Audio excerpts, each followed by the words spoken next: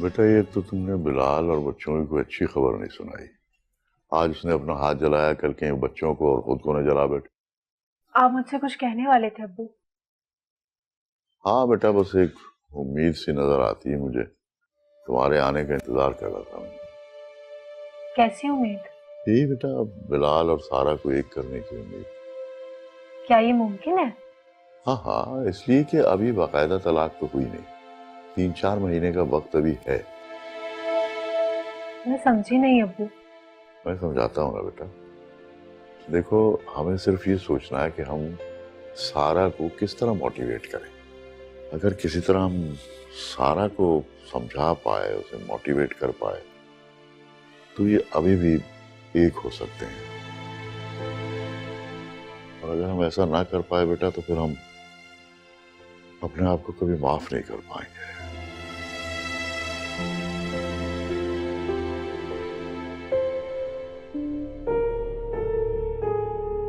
ये सुन ले, 3-4 महीने सख्त आजमाइश की है। सारा के लिए नहीं, हमारे लिए भी। हमारे लिए? वो कैसे? भाई, हम दोनों ही तो उसका दिल बिलाल से मजीद खराब कर सकते हैं। अम्मी, मैं इस चक्कर में नहीं पड़ना चाहती। भाई, क्यों नहीं पढ़ना चाहती हैं? खुद को अलग समझने लगी है मुझसे तू। मैं अलग नहीं समझती, मगर आपकी हाँ में हाँ मिलाने पर अबू मुझे बहुत टोकते हैं कभी कभार। अरे दफा कर। उसके रहमो करम पे होती ना तो सड़ रही होती अपने शौहर के साथ। अब वो तो आदमी ऐसा है कि बेटियों से ज्यादा दामादों की हाँ में हाँ मिलाता है। छोड़ दे उसकी बात। अच्छा बताए ना, क्या करना है? भाई, हमें हर वक्त सारा के साथ रहना होगा और तेरे अब्बा पे और अफरोज पे नजर रखनी है। अब ये काम मैं अकेली तो नहीं कर सकती ना। अम्मी, क्या हम सारा को कुछ दिन के लिए उसी के हाल पे छोड़ सकते हैं? अकल कहाँ छोड़ा ये बेवकूफ लड़की। उस मनहूस ने तलाक का ये तरीका ऐसे ही तो नहीं अख्तियार किया। वो चाहता है कि मेरी बेटी को घुटने टेकने पे मजबूर कर दे, 3 महीने में बच्चों के लिए उसे कमजोर कर दे। लेकिन मैं ऐसा होने नहीं दूंगी किसी भी कीमत पर। इसलिए रहना है हमें उसके साथ। समझी? कुछ अकल में आई बात? ठीक है अम्मी जान। जरा जान लगा के, होश करके, समझ आइए? बिल्कुल अम्मी जान। चल चाय पिला मुझे। जी अच्छा।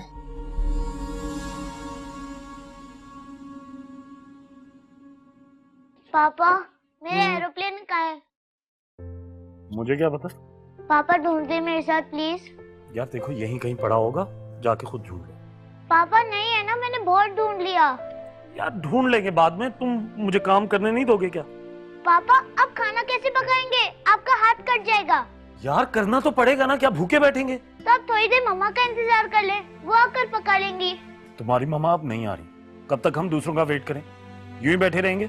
और तुमने कुछ सीखना भी है कि नहीं? देखो आराम से। पापा, आपने कहा था मम्मा रात तक आ जाएंगी और वो अभी तक नहीं आई। तुमने मुझे काम नहीं करने देना। तो जाओ जाके ढूंढो अपना एरोप्लेन। क्या कटा है यार ये।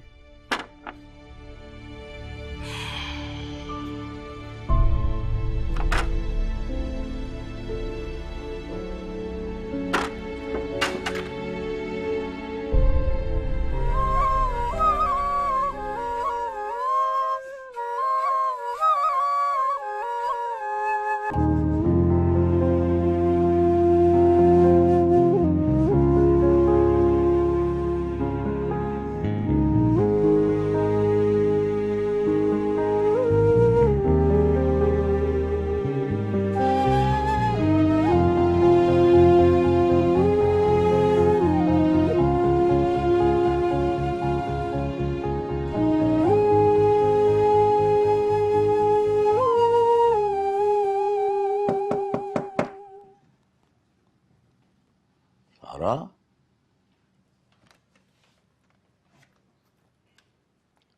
अपू आप? बेटा हम थोड़ी देर बैठ जाएं तुम्हारे पास। आपको इजाजत लेने की जरूरत कब से पेश आ गई? आइए ना।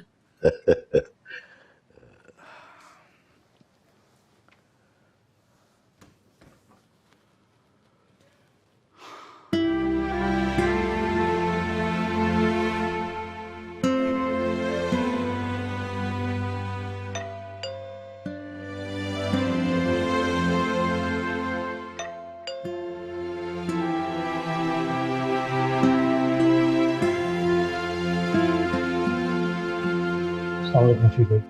वालेकुम सलाम।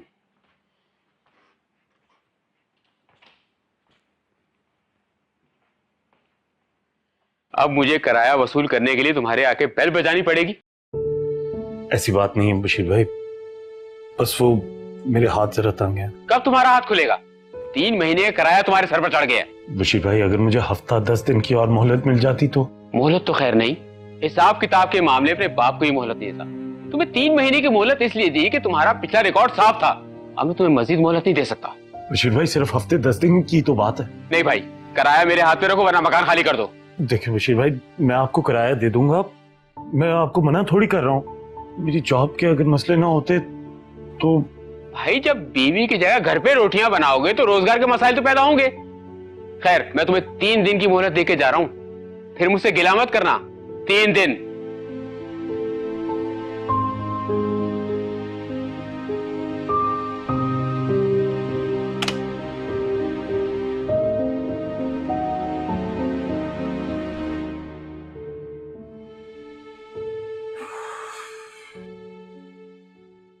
वो जल्लाद मेरे जिगर गोशे पे जो चाहे सितम ढाता रहे और मैं खामोश रहूं बुज़दिलों की तरह।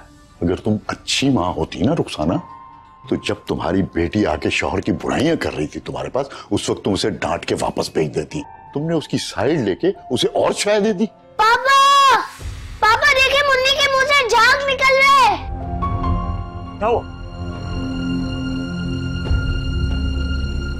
खैरत,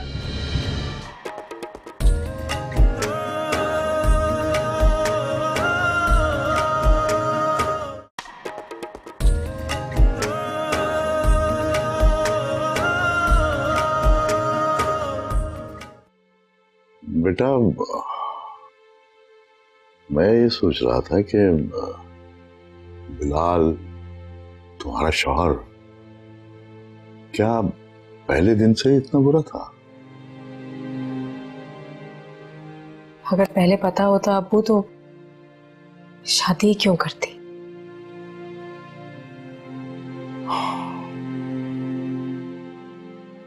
लेकिन बेटा, बिलाल जो तुम्हारे लिए इतना पागल था, माँ बाप का घर छोड़ के आ गया, तो अचानक से क्या हुआ कि वो इतना बुरा हो गया? मैंने कहा ना अब्बू आपसे, उसके अंदर एक बहरूप था जो अब सामने निकल कर आ गया था। कहीं उसका ये रवैया जॉब छूटने के बाद तो सामने नहीं आया? ये सब कुछ तो बहुत पहले से ही था।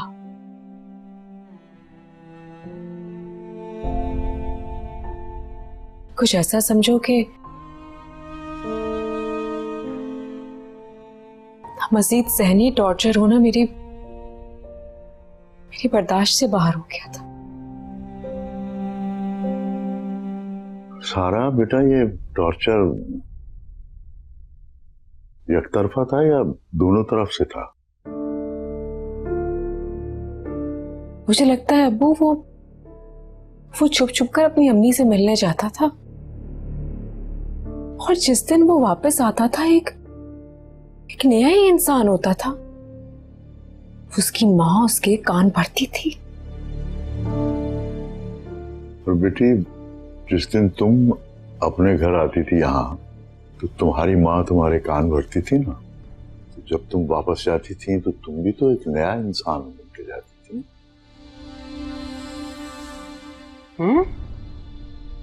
अच्छा, तो यहाँ खिचड़ी पक रही है।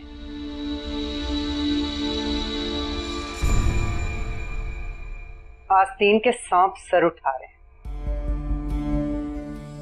गनी साहब, जरा कमरे में आइए, मुझे आपसे जरूरी बात करनी है। चलो।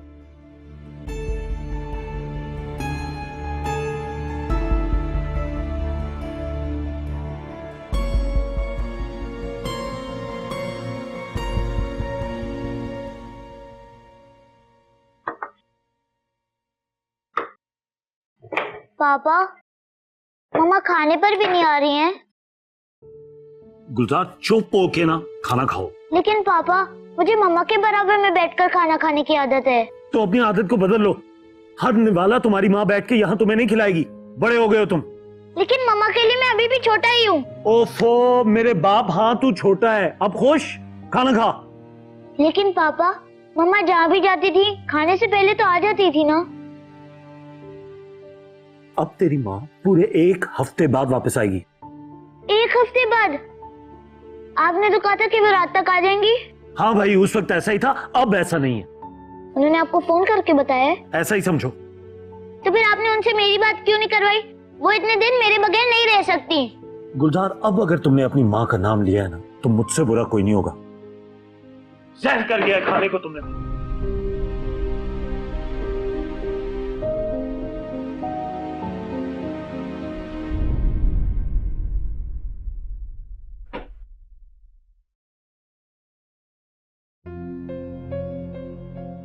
गनी, अब इस घर में तुम्हारी बेजा मुदाखलत बर्दाश्त नहीं करूंगी मैं।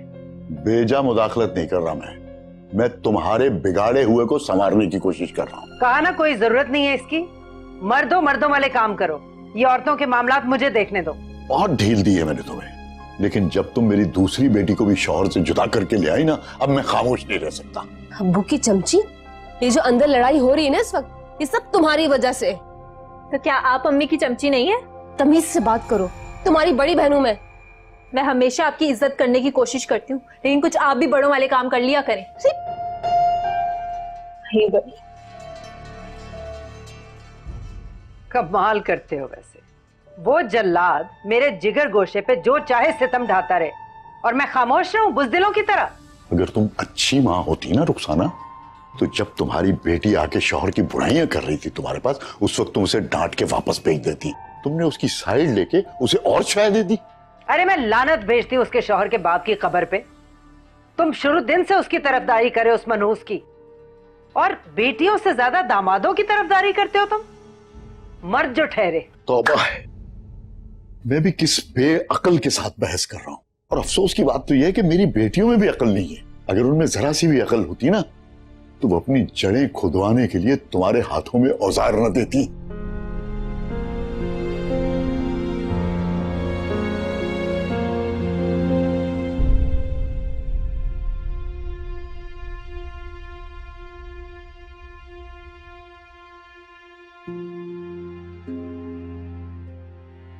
I'm sorry गुलजार, चलो खाना खा लो। मुझे भूख नहीं है। लगाऊं क्या तुम्हें एक भूख नहीं है का बच्चा?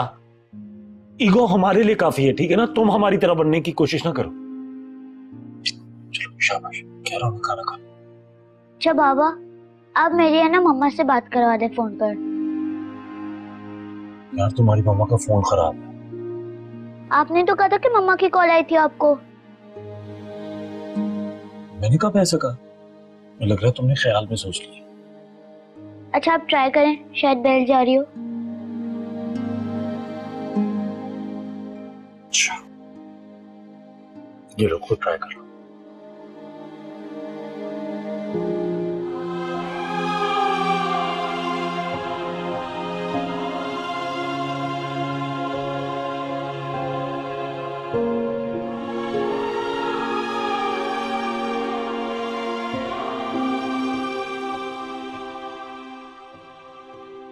क्या हुआ? कह रहे हैं कि आपके पास कॉल करने की सहूलियत नहीं है, बैलेंस खत्म हो गया। यार ये तो बड़ी प्रॉब्लम हो गई।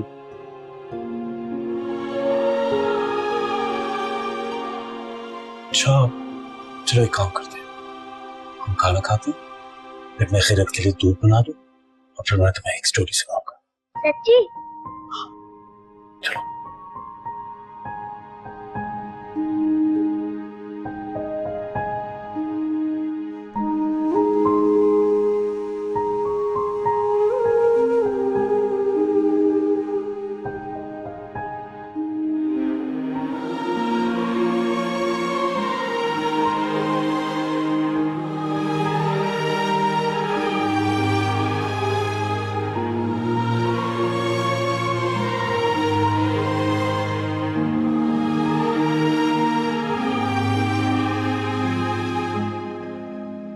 पापा, आप मुझे शेडो पपेट्स बना कर दिखाएंगे ना? पपेट्स? यार वो तो तुम्हारी अम्मी को ही आता था। फिलहाल तो मैं खुद एक पपेट बना हुआ हूँ। मैं तुम्हें कहानी सुनाऊंगा। अच्छी कहानी सुनाएंगे? अच्छी हुई तो सुन लेना, बुरी हुई तो सुन। अरे यार मुझे एक बात याद है, मुझे खिरत के लिए दूध भी तो बनाना है। अगर वो उठ गई ना तो घर सर पे उठा लेगी। ये लो। शाबाश। पापा जी बेटा। खाने के बाद कहानी। हाँ हाँ सुना दूंगा, लेकिन खाना खाने के बाद बर्तन सिंक में रख देना, मैं धो दूँ। ओके? ओहो यार, एक तो ये लाइट। पापा हाँ मुझे बेटा। बहुत डर लग रहा है। अच्छा अब मैं तुम्हारे डर का कुछ नहीं कर सकता, आराम से बैठ जाओ, मुझे खिरत के लिए दूध बनाना है। यार पता नहीं कहाँ रख देती ये चीजें और फिर हमेशा कहती है चीज खत्म हो गई। लेके भी आ जाओ, कोई फर्क नहीं। ये क्या, दो डब्बे?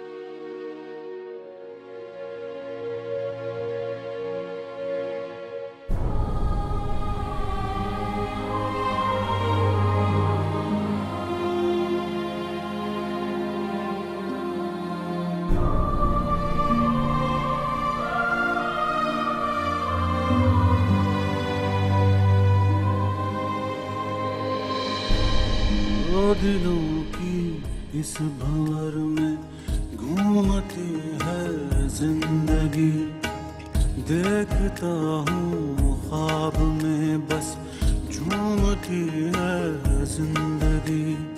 दुख सुख तो आते जाते हैं, मैं दुख ही क्यों झेला हूँ। पर्दों के पीछे एक आंगन है, उस आंगन में अकेला हूँ।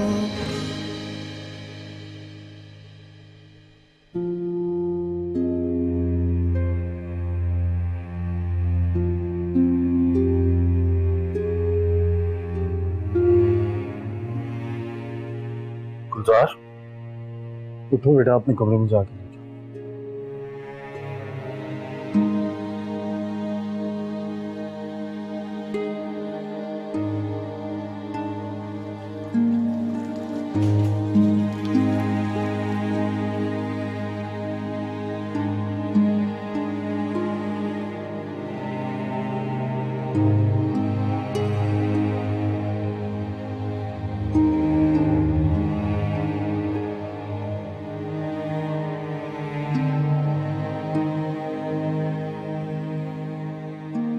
यार नाश्ते का सामान भी नहीं है।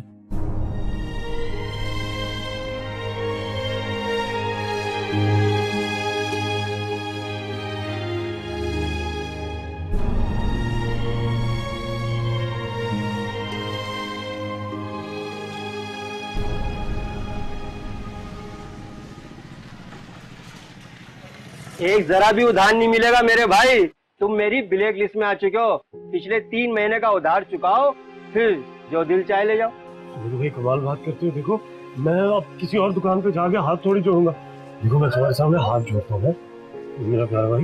देखो मैं कौन सी पूरी दुकान लेके जा रहा हूँ, सिर्फ जरूरत की चीजें लेके जा रहा हूँ ना। प्लीज अब अच्छा थोड़ी लगेगा किसी और दुकान पे जाके हाथ जोड़ रहा हूँ। प्लीज मेरा भाई, मैं 2-4 चीजें बस, ज्यादा नहीं।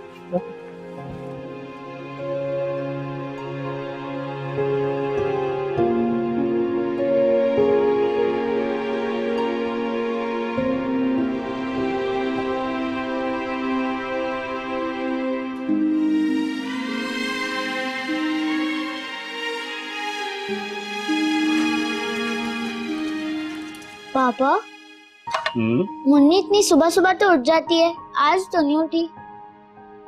खैर है, आराम करने दो, वरना अगर वो आफत उठ गई ना तो तुम्हें पता है क्या होगा। ये लो नाश्ता, चाय, मेरा नाश्ता, मेरी चाय।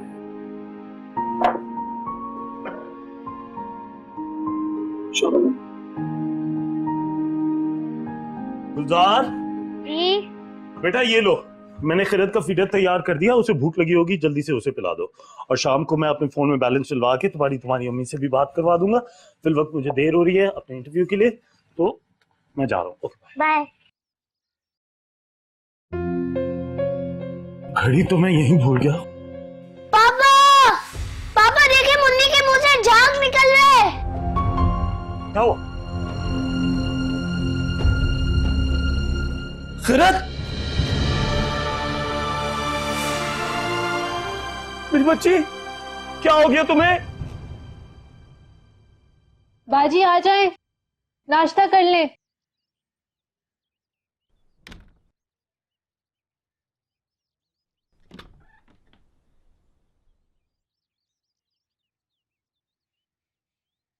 मुझे भूख नहीं है। क्यों, कुछ हुआ है क्या? पता नहीं, लेकिन ऐसा लग रहा है कुछ हुआ है, कुछ बहुत गलत। हाँ तो ठीक तो लग रहा है। मेरे शौहर घर बच्चे छोड़कर आई हैं, गलत तो लगना चाहिए।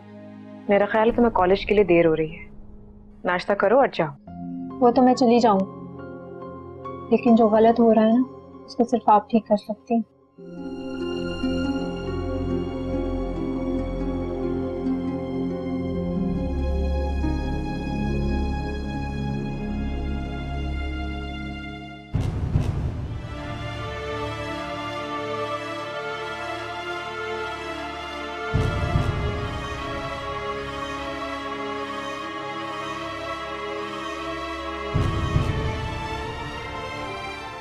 डॉक्टर साहब जी, आपने बच्ची को क्या खिलाया? डॉक्टर साहब, कल रात तो मैंने उसे फीडर से ट्रीट करवाया था। किस कंपनी को पाउडर देते हैं आप? डॉक्टर साहब, एक ही कंपनी का वो फीडर उसे देते हैं, लेकिन मेरा ख्याल है कल हमने थोड़ा सा पुराना दूध उसे पिला दिया। अगर आप बच्ची को लाने में थोड़ी सी देर कर देते तो बच्ची की जान से हाथ धो बैठते। उसके पेट में पॉइजन पाया गया है। पॉइजन? जी, यानी वो कल रात वाला दूध? हो सकता है, लेकिन एक्सपायरी दूध से इस तरह का रिएक्शन नहीं होता, कुछ और भी हो सकता है। खैर, आपकी बच्ची की हालत बहुत ज्यादा क्रिटिकल है, दुआ करें आप। और हाँ, कुछ अमाउंट रिसेप्शन पे जरूर जमा करा दीजिएगा प्लीज। डॉक्टर साहब, मैं अमाउंट जमा करवा दूंगा, लेकिन प्लीज मेरी बेटी को बचा लें आप, प्लीज। देखें, हम अपनी पूरी कोशिश कर रहे हैं, आप दुआ करें और परेशान नहीं, इंशाल्लाह अल्लाह बेहतर करेगा। Thank you.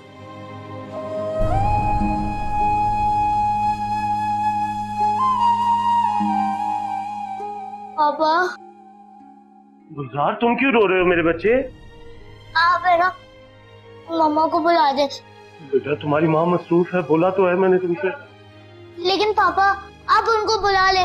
अगर आप उनको बताएंगे ना मुन्नी के बारे में, तो मसरूफियत छोड़कर आ जाएंगी। मेरा बच्चा, अभी हमें मुन्नी को बचाना है। तुम एक काम करो, इस बेंच से नहीं उठ रहा, मैं जल्दी से होके आ रहा हूँ, ठीक है? आ जाओ, बैठ जाओ और रोना थोड़ा बंद करो। शाबाश, ओके, मैं आ रहा हूँ।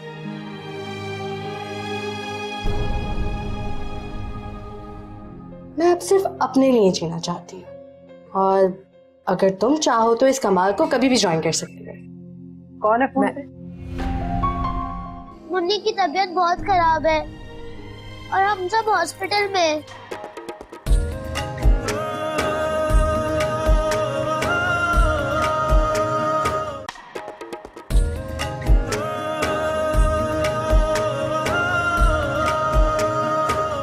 वाकई?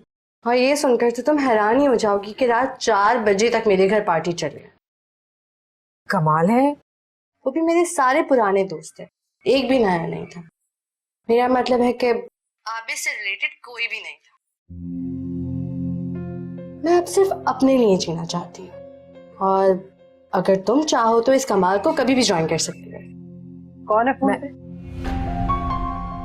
एक मिनट होल्ड करना, मेरी अम्मी आई है। अम्मी, मेरी दोस्त का फोन है। क्या नाम है उसका? आयशा, अंबर, शिजा, कौन है? ऐसा बोलिए अम्मी, क्या हो गया? इसका नाम रामीन है। तलाक के दिन काजी साहब के ऑफिस में मिली। अच्छा, ला मेरी बात करा दे। अरे आप क्या बात करेंगी? अरे इधर देना फोन। अम्मी। अस्सलाम वालेकुम। अस्सलाम वालेकुम।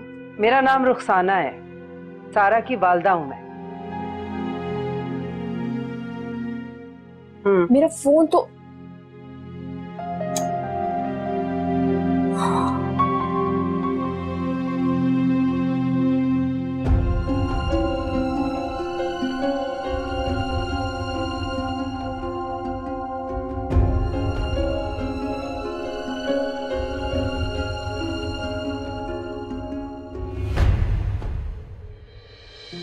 आपकी बच्ची की हालत बहुत ज्यादा क्रिटिकल है। और हाँ, कुछ अमाउंट रिसेप्शन पे जरूर जमा करा दीजिए प्लीज। और ये सेट मुंह दिखाई ये देने का बहुत बहुत शुक्रिया, और वो सारे वादे तोड़ने का शुक्रिया जो तुमने उस रात मुझसे किए थे।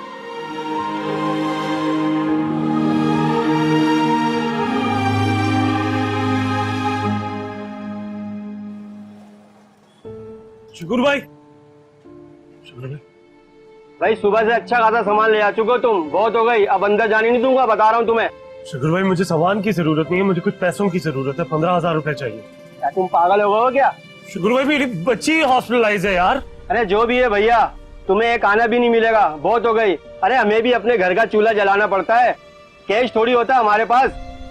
शुक्र भाई, ये देखो मेरी बाइक खड़ी हुई है, बेशक इसको रख लो यार। कहा ना कैश नहीं है, बाइक बेचोगे तो बात बन सकती है। कितने की खरीदोगे? अरे 15,000 चाहिए ना तुम्हें, मिल जाएंगे। यार शुक्र भाई, मैंने 25,000 रुपए की बाइक ली है, 15,000 की तुम खरीदोगे? मजबूरी का इतना फायदा तो ना उठाओ ना। चलो 16,000 रुपए ले लो, इससे एक आना भी ज्यादा नहीं दूंगा। अगर बात मंजूर है तो ठीक है, नहीं तो फिर आप जाओ। ठीक है शुक्र भाई, मुझे 16,000 रुपए ही दे दो यार, चाबी रख लो। गाड़ी तो अपनी है ना या चोरी की है? हाँ हाँ, बेफिक्र हो जाओ, गाड़ी मेरी अपनी है, मैं आपको कागजात भी दे दूंगा। तुम पहले कागजात तो लाओ गाड़ी के, मैं पैसे भी दे दूंगा आपको।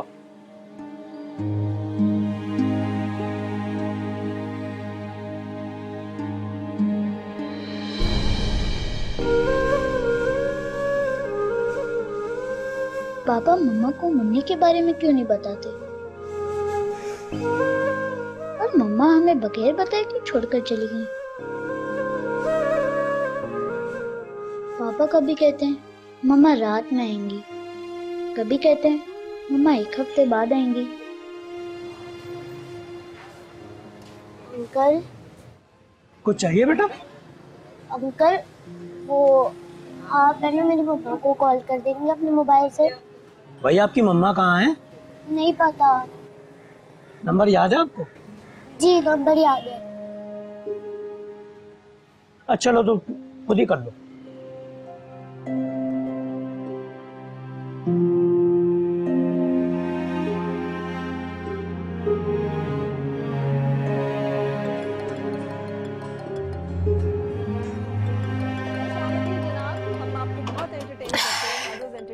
करेंगे भी इंशाल्लाह। अरे सारा, साथ साथ कुछ चीजें जो हमारे मुआशरे में बहुत अहम है, जैसे फोन बज रहा है, तुम फोन क्यों नहीं उठा रही हो? कोई अननोन नंबर से कॉल कर रहा है, जरूरी होगा तो मैसेज कर देगा।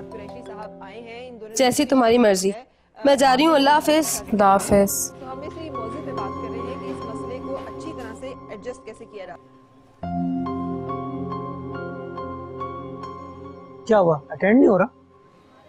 नहीं अंकल, आप है ना अपना मोबाइल अपने पास रखे, मैं थोड़ी देर तक इधर ही बैठा हूँ, फिर थोड़ी देर बाद अगेन ट्राई करूंगा। चलो ठीक है। सारा। जी अम्मी।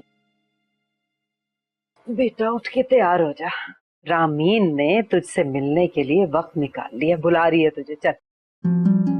अम्मी मेरा कहीं जाने को दिल नहीं कर रहा। अरे बेटा ऐसा नहीं कहते, उठ के बाहर निकल, ताजा हवा में सांस ले, मिल मिला लोगों से। सारी जिंदगी तुझे उस जल्लाद और उसके पिल्लों के इंतजार में और रोग में थोड़ी बैठने दूंगी मैं। अम्मी आपकी रामीन से कब बात हुई? अरे सुबह ही तो कराई थी तूने बात, भूल गई? अभी उसका फोन आया था मेरे फोन पे। आप लोगों ने नंबर्स भी एक्सचेंज कर लिए? और क्या, अरे तेरी माँ की यही तो खूबी है बेटा, आवाज सुन के भाप जाती हूँ अगला बंदा कैसा है। और रामीन इंतहाई खानदानी लड़की है, तुझे इससे जरूर दोस्ती करनी चाहिए। चल उठ, जाके मिल ले। अम्मी अच्छा, हाँ मेरी बेटी, अच्छा बेटा निकलेगी तो दिल बहलेगा ना, इस तरह तो घर में बैठे बैठे तंग आ जाता है बंदा, घुटन होने लगती है। जा शाबाश, अच्छी सी तैयार हो जा।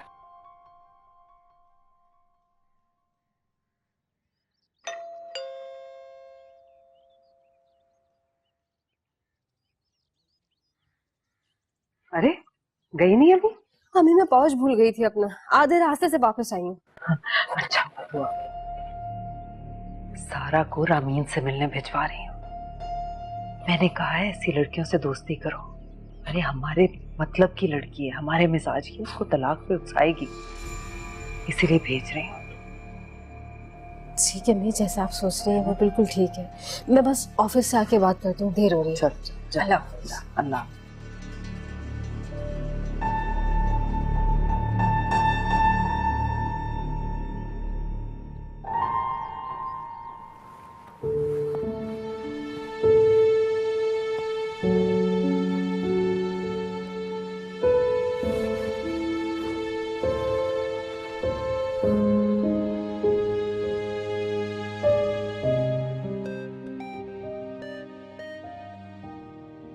हाँ अफरोज बोलो।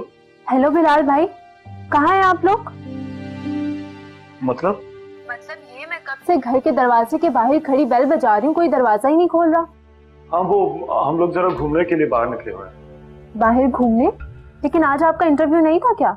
यार वो कैंसिल करना पड़ा और गुलजार भी बहुत जिद कर रहा था। अच्छा, मैंने सोचा था कि आपकी गैर मौजूदगी में मैं बच्चों के साथ कुछ वक्त गुजार लूंगी। गुलजार तो बहुत तंग कर रहा होगा, बात करवाई मेरी उससे। वो असल में मैं बच्चों के लिए पानी लेने आया हूँ और गुलजार जो है वो मुन्नी के पास है। हम शाम तक वापस आ जाएंगे, आप अभी वापस चले जाओ। अच्छा ठीक है अल्लाह हाफिज। ओके खुदा हाफिज।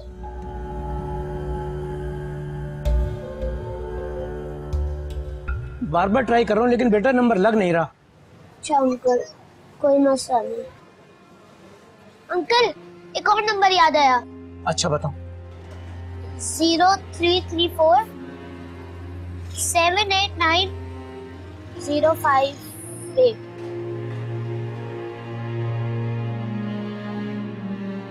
मगर इस नंबर पे तो बैल ही नहीं जा रही। अच्छा फिर 8 से पहले 6 होगा। तुम्हें पक्का यकीन है? नहीं 8 से पहले 4 है, इस पे पक्का यकीन है।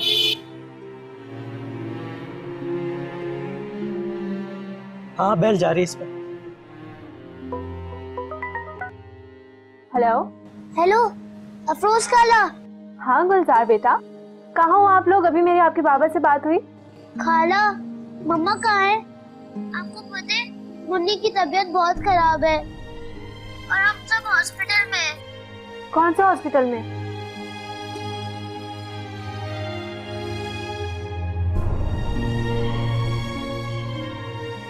अच्छा गुलजार मैं आ रही हूँ, तुम फोन रखो मैं आ रही हूँ।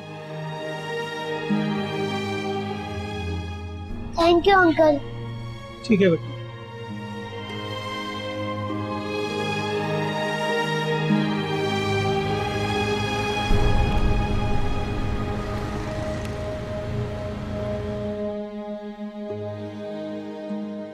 सॉरी भाई।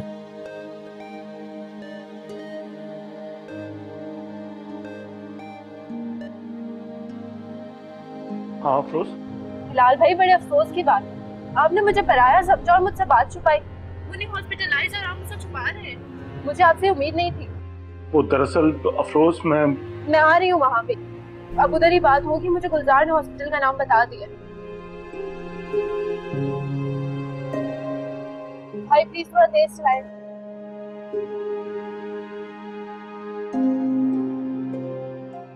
कहाँ चले गए थे तुम? तुमसे कहा था ना कि तुम इधर ही रुको। पापा आपने मुन्नी के बारे में मम्मा को नहीं बताया और अफरोज खाला को भी नहीं। आप क्यों छुपा रहे हैं? आपने तो कहा था कि मम्मा का फोन खराब है, लेकिन बेल तो जा रही है।